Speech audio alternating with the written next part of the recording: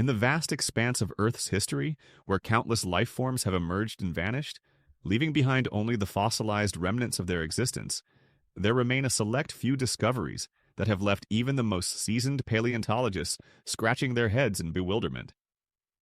Among these enigmatic fossils, few are as perplexing as the Tully monster, a cryptic creature unearthed in 1966 from the Carboniferous Maze and Creek Formation in Illinois. The Tully monster, affectionately named for its terrifying and bizarre appearance, was unlike anything the scientific community had ever encountered. Its cigar-shaped body, triangle fins, long-stalked eyes, and proboscis-tipped mouth gave it an otherworldly appearance, reminiscent of an alien creature from the depths of space.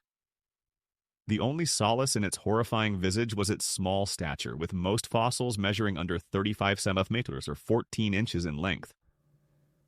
Upon discovery, the Tully monster was brought to the Field Museum of Natural History, where experts were equally mystified by its odd features. Initial guesses ranged from it being a mollusk, arthropod, conodont, worm, or tuniquet, but consensus was reached that it was most likely a water-dwelling organism. Its discovery sparked international interest, yet despite the efforts of many researchers, its true identity remained elusive. As time passed, the Tully monster became a symbol of the unknown, an enigma that defied classification. While some have claimed to have solved the mystery, no definitive answers have emerged, leaving the Tully monster's origins shrouded in mystery. But on the bright side, we have learned a few things about its lifestyle, with scientists suggesting that its odd mouth rendered it a carnivore that hunted in the ocean's water columns and preferred muddy waters. The story of the Tully monster is not unique, as similarly baffling fossils have been found across the globe. In Montana, for example, a fossil was discovered in the 1970s that was so unlike anything seen before that it was simply dubbed the alien goldfish. This remarkable find, known as Typhlois, dates back to the Serpovian age, some 330 million years ago, and was found in the Bear Gulch limestone formation. Typhloi was a swindle-shaped, tiny creature with a single tail, leading researchers to believe it was a free-swimming organism. However, its body lacked exterior appendages, lacked a midsection or anus, and possessed an organ never seen before or since, known as a pharoiscus. The presence of high concentrations of iron in this organ has left scientists baffled, adding to the already immense amount of confusion surrounding Typhloa. In an attempt to categorize Typhloa, it was initially grouped with the conodonts, a group of jawless vertebrates found virtually everywhere. However, this claim was undermined when it was discovered that the teeth attributed to Typhlois were actually the remains of something it had eaten, leaving us back at square one. Decades passed with little progress in understanding Typhloa, until a groundbreaking statement was made in 2022 that Typhloi might be a mollusk. This claim came after the discovery that it had a toothy tongue that could shoot out at prey, a trait shared by some modern mollusks.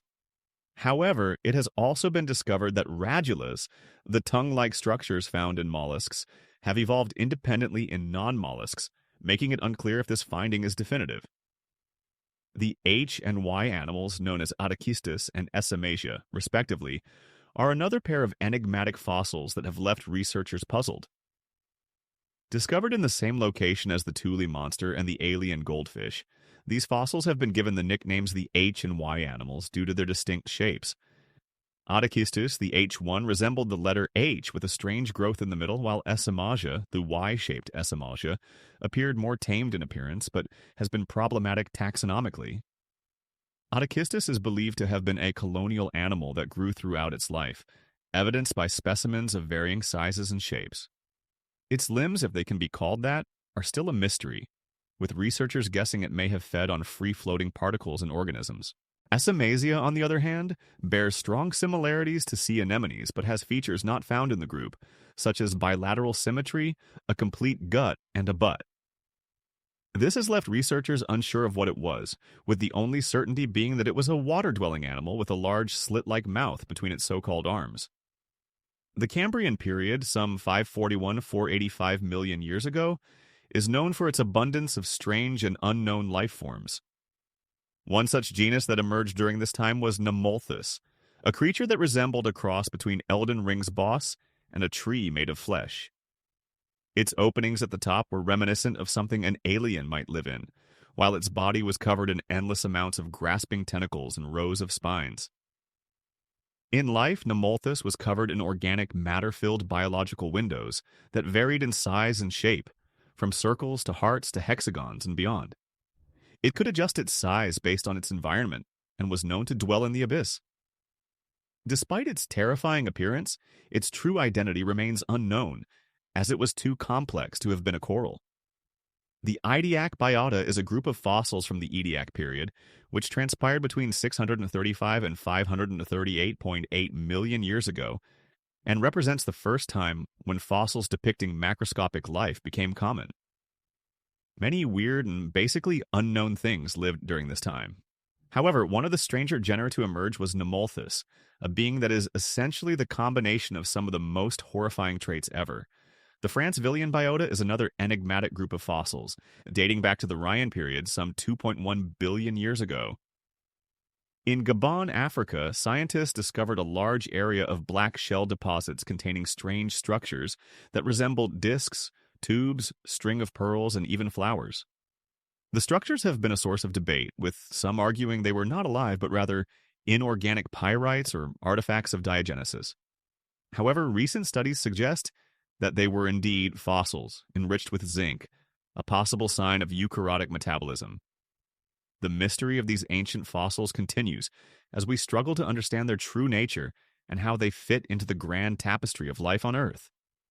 The enigma of the Tully monster, the alien goldfish, the H and Y animals, Nemolthus, and the Franzvillian biota serve as a reminder of the vast unknown that still exists in our world, a testament to the endless possibilities and the ever-evolving nature of life. In the face of such mystery, we are humbled, reminding us of our place in the grand scheme of things. As we continue to unearth the secrets of the past, we are reminded of the endless potential for discovery and the importance of curiosity and exploration in our quest for knowledge. The enigma of these fossils serves as a testament to the beauty and complexity of life, a reminder that there is always more to learn, always more to discover, and always more to wonder about the world around us.